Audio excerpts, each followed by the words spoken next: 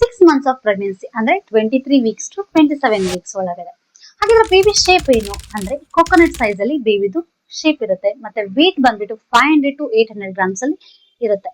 Main ಆಗಿ ಬೇಬಿದು lungs development ಆಗ್ತಾ ಇರುತ್ತೆ. ನಮಗೆ ಕಂಪ್ಲೀಟ್ ಆಗಿ ಬೇಬಿ ಡೆವಲಪ್ಮೆಂಟ್ ಸಿಗೋದು 36 to 37 weeks ಅಲ್ಲಿ ಲಂಗು ಕಂಪ್ಲೀಟ್ ಆಗಿ ಮೆಚೂರ್ ಆಗುತ್ತೆ. ಬೇಬಿದು ಮೂವ್ಮೆಂಟ್ ಸ್ಟಾರ್ಟ್ ಆಗಿರುತ್ತೆ. ನಿಮಗೆ ಅದಂತೂ ಸೆನ್ಸ್ ಆಗ್ತಾ ಇರುತ್ತೆ ಈ ಟೈಮ್ ಅಲ್ಲಿ. ಬಟ್ ಮೇನ್ ಆಗಿ ಸಣ್ಣದಾಗಿ ಕಣ್ಣು ಓಪನ್ ಆಗೋದು ಕ್ಲೋಸ್ ಆಗೋದು ಮಾಡ್ತಾ ಇರುತ್ತೆ. ನೀವು ಬೇಬಿ ಬಂಪ್ ಮೇಲೆ ಟಾರ್ಚ್ ನ ಬಿಟ್ಟಾಗ ಬೇಬಿ ಕಿಕ್ ಮಾಡುತ್ತೆ. ಸೊ ಅದು ಅಮೇಸಿಂಗ್ ಆಗಿರುತ್ತೆ. ಅದನ್ನ ನೀವು ಒಂದ್ಸರಿ ಟ್ರೈ ಕೂಡ ಮಾಡಬಹುದು ಮನೇಲಿ.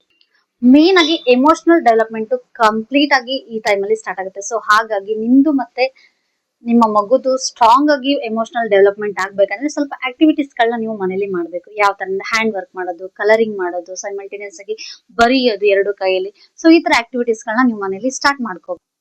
ಮದರ್ ಅಲ್ಲಿ ಏನೇನ್ ಚೇಂಜಸ್ ಆಗುತ್ತೆ ಈ ಟೈಮ್ ಅಲ್ಲಿ ಅಂತಂದ್ರೆ ಲೆಗ್ಸ್ ಪೇನ್ ಇರುತ್ತೆ, ರಿಬ್ಸ್ ಪೇನ್ ಗಳಿರುತ್ತೆ, ನೈಟ್ ಕರೆಕ್ಟ್ ಆಗಿ ನಿದ್ದೆ ಬರ್ತಾ ಇರಲ್ಲ. ಸೊ ಯಾವ ಪೊಸಿಷನ್ ಅಲ್ಲಿ ಕೂಡ ನಿಮಗೆ ಕರೆಕ್ಟ್ ಆಗಿ ಅನ್ಸ್ತಾ ಇರಲ್ಲ. ಸೊ ನೀವು ಆ ಟೈಮ್ ಅಲ್ಲಿ ಏನ್ ಮಾಡ್ಬೇಕು, ಸ್ಲೀಪಿಂಗ್ ಪಿಲ್ಲೋಸ್ ನ ಯೂಸ್ ಮಾಡ್ಬೇಕು. ಇಲ್ಲ ಅಂದ್ರೆ 3 pillows ನ ಇಟ್ಕೊಂಡ್ಬಿಟ್ಟು ಮಲ್ಕೋಬೇಕು.